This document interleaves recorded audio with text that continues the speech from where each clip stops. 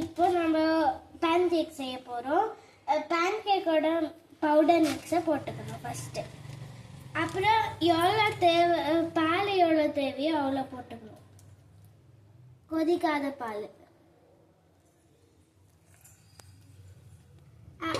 Mix பண்ணும்போது கொஞ்சம் கெட்டியாக இருக்கணும்.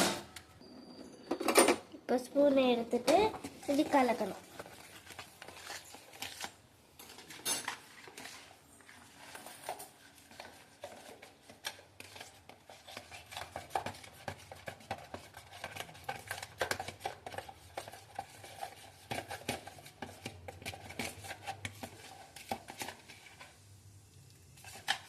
ரொம்ப ரொம்ப கெட்டியாக இருக்கக்கூடாது, மீடியமாக இருக்கும்.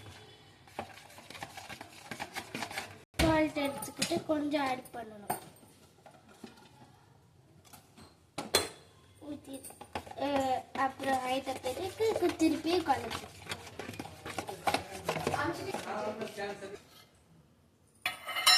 இது புதியாயிடும். அப்புறம் பேனை எடுத்துட்டு கொஞ்சமாக எண்ணெய் ஊற்றிக்கணும். பேனை எடுத்து மேலே வச்சுட்டு அது கொஞ்ச நேரம் ஆரணமா இருக்கும்.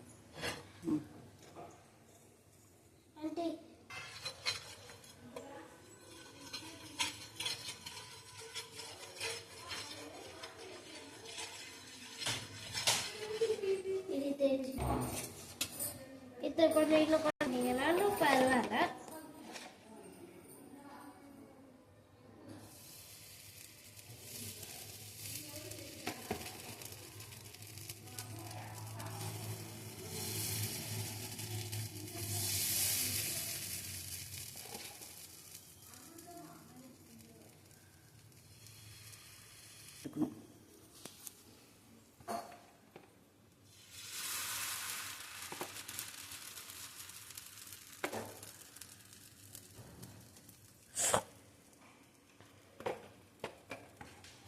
எல்லாமே காலியா இருக்கு? எல்லாமே ஊத்திடணுமா?